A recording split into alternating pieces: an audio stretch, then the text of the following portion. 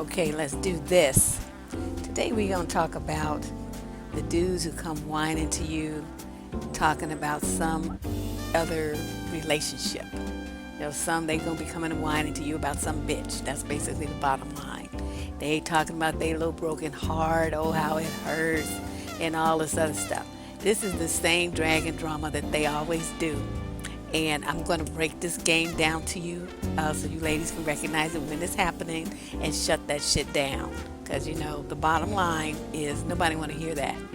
So let's talk about, what the types are. Because there's basically four types of bringing up the past that guys do. The first one is they'll rehash shit that you allegedly did or said in the relationship, even though, you've been dating. I don't know. Just say you've been dating for 5 years and you have an argument in year 5. They're going to talk about some shit that happened in year 1. Okay, that kind of bringing up the past. We're not talking about that though. We're talking about early dating. Number 2, they'll throw stuff at you that you shared with him about your past. You want to throw it up in your face and use it as a way to win an argument. That is another tactic, but that's also not what we're going to be talking about. We're going to be talking about these next two, where they bring up their past relationships and they either reference the hurt and the betrayal that he allegedly felt about some woman, though while he's telling you this, he's going to be steadily assuring you that you're different. He knows you're different, and so you feeling like he's not really talking about you. That's an important part of this mind trip. And then number 4, that he's going to be bringing up his past relationships and comparing you to the other women. Usually that's unfavorably. That also has a motivation, and we'll talk about that as well. So in this episode, this is number 5 of the series, we're going to talk about points 3 and 4 and how those references to the past are used to manipulate and control the behavior of single black women. Now, why do you think a man would believe that you, being a new woman in his life, want to hear about what he did or what happened with some other bitch? I just don't get that. I don't understand where they think that that's a positive thing. I suppose it does work with women who don't know the game or who have extremely low self-esteem. But for those who feel like we're the shit and how, why would you even waste your time with somebody else? Coming at us with that nonsense is a turn off for real. It just doesn't do anything. So what's his goal? I think that either he doesn't really trust you or other women, period. And this is very real. This could happen. It could that it's not be that it's like he's particularly running a game. That's not his intent. The bottom line was he's going to get the same results, but his motivation is different. This guy who really is someone who really and truly doesn't trust women, and it usually has to do with some deep-seated resentment from his relationship with his mother. Okay, so keep that in mind. Or he's trying to play on your sympathy. This is the most common one. They try to play on your sympathy, so you sit there looking at him all doe-eyed and, feeling all sorry. Like, oh my God, he's been so hurt by these other bitches. I would never treat my man like that. I'll show him that he can trust me, even if he doesn't trust other women. And see, now once you do that, you have taken the bait. You got the hook firmly in your mouth, and it's on now. The other goal for this type of conversation coming from a dude is to manipulate you to make you go overboard and jump through hoops to prove that you're better, you're more loyal, you that ride or die chick he was talking about, he was looking for, you're the one who's worthy of his love, even though the other women weren't.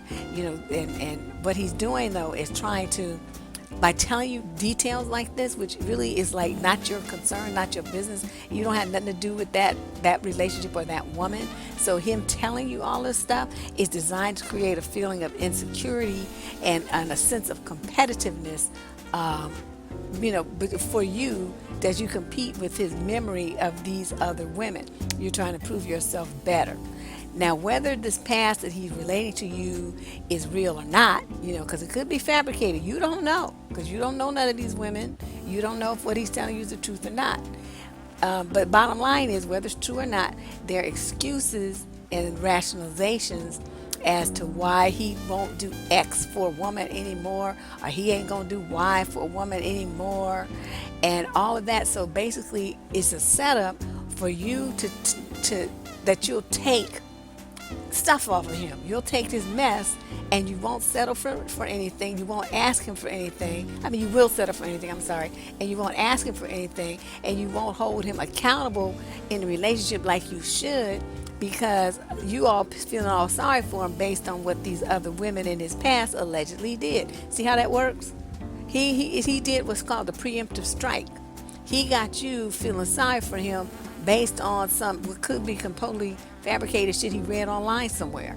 And he's coming feeding you this sob story, and then here you are biting it hook, line, and sinker when it has nothing at all to do with you.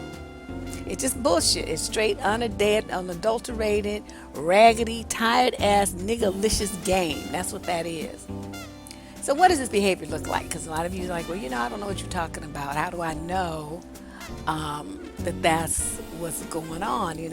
Maybe he really is hurt. I'm like, who gives a shit? Pull your drawers up and just put your big boy panties on and let's go. I don't really. It's like irrelevant what happened in the past. I mean, you got fired from jobs before too. Used to shit in a diaper too. I mean, what? So what? I mean, what does that have to do with now? So anyway, let's get back on track. What does this behavior look like? If he acts like super trifling, he's just doing trifling shit, you understand you've been set up to accept it, right? So instead of being pissed and digging in his ass about how he's treating you, you instead just swallow it and you make excuses, since he's been so hurt and doesn't trust women at all.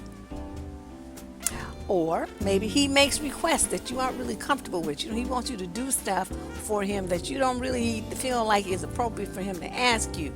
Give him money, or just do all this shit for him. It's inappropriate for the kind of relationship that the two of you have. But you do it because you feel obligated to do it, since you're on this path to try to prove that you're better than these other chicks, right? Remember? Or you fear that if you don't do it, he'll tell you that you're selfish and you don't care about him, just like his ex.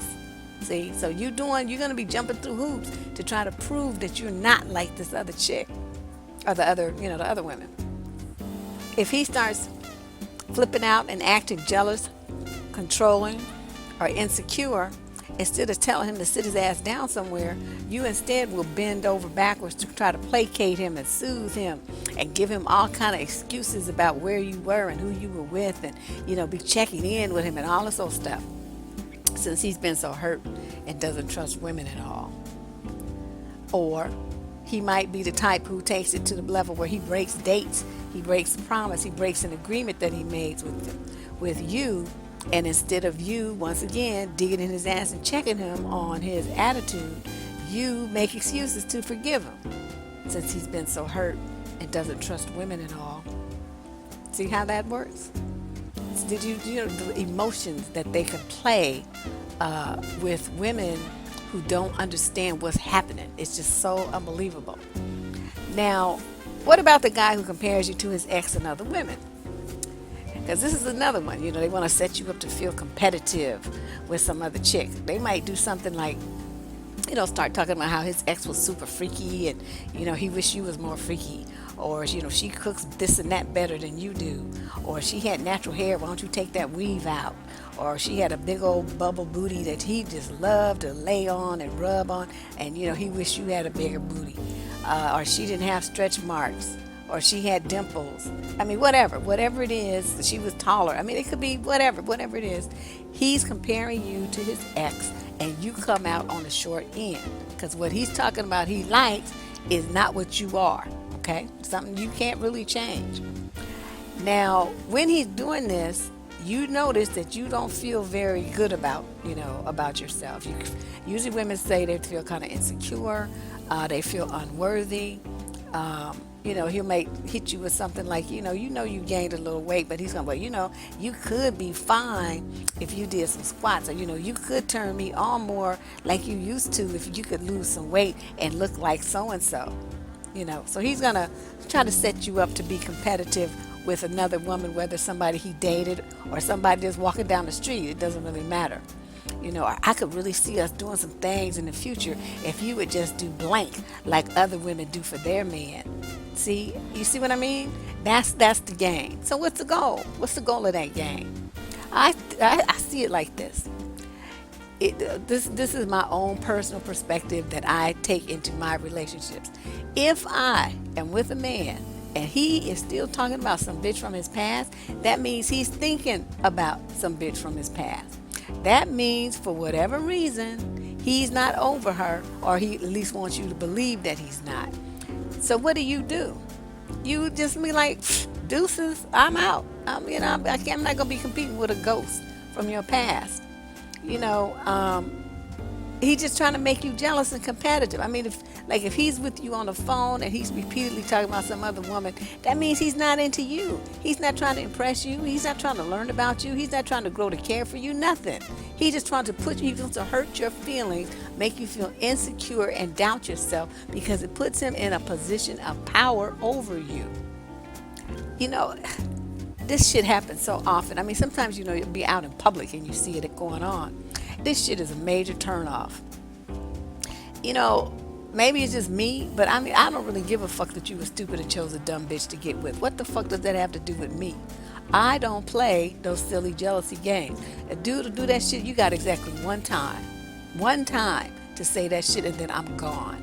And, I'm not going to put myself in that situation. But there's a lot of young women, they don't understand what's going on. They think the guy is being, authentic and real, and they take the bait. And they really believe that they have to compete with other women for male attention or to get a husband. They have to be better. They have to be, what he wants and what he needs and all this stuff. You just don't get it yet. And I'm hoping that this series helps you get it, because you have to understand that the society that we live in is set up to put women in a position of subservience to men. And it's like, if you don't fall in line and do it willingly because of religion or because marriage vows or whatever, thing is going on, if you don't do it willingly and, with a smile on your face, they're going to try to manipulate you into doing it with tricks and games like these that I'm describing in this video series. So bottom line, when a guy runs that comparison game or that I'm so hurt by my ex game, and you start feeling like you want to prove that you're different, that you won't hurt him, that you aren't like those women from his past, that you're special, you'll show him how good it can be to have you loving him, pleasing him, you going overboard with romantic gestures and support, and you babying him and cooking for him and massaging on him and providing encouragement and doing his resume and being all affectionate and all this stuff, because you want to heal him. You want to show him that he can love again. That's your new project. Y'all need to quit. Stop allowing yourself to be manipulated and controlled in any kind of like jealousy game like this. I mean, you should be feeling that you deserve a man's full and undivided attention. I mean, what else are you there for? I don't get that. If he can't give you his full focus and all of his thoughts, then what kind of relationship is that? I mean, his head can't be full of you and some other woman or women at the same time. That just doesn't work. He's going to be thinking about one or the other. So if he's not thinking about you, then that means he's thinking about some other bitch. And in this case, what the hell are you doing there? Why are you there? If you that's the kind of situation that you find yourself in, you need to wake up, because that man does not love you. He's there for whatever it is you offering him or he's getting from you, but it's not love. He can give. I mean, you are replaceable like the next roll of the dice. And you guys need to wake up and put more value on yourself and your feminine, what you bring, the feminine nature to a relationship with a man. So in closing, I want to say that, any relationship is only worth being in if both people, both of the partners, are free to be who they are without threats, without manipulation, without coercion, no tricks, no games. You can't love somebody and you can't really be loved back in an environment where there's these kind of manipulative games going on. They're trying to guilt trip and put the mash on you and raise your insecurities and jealousy to use it against you as a weapon to get the upper hand. Those relationships never work, and you can't get the kind of emotional intimacy that you were looking for in a relationship with a man like that. Intimacy, just like trust, have to be built and developed over a period of time. And it takes both people to be invested and both people to make that choice that that's what they're going to do. And if you got two people pulling hard towards the finish line, you'll get there and both of you will be winners. But if you got one who's just trying to figure out little tricky ways to get a ride to the finish line without really doing any work, he's going to overburden you, and he's just going to be a passenger in the relationship. That's not healthy at all. And I think women don't, a lot of you young ladies don't understand that your nature yet. It's a woman's nature to seek security. It's like our deepest psychological need is to feel safe for us and for any offspring that we have. Safety, that's what we need.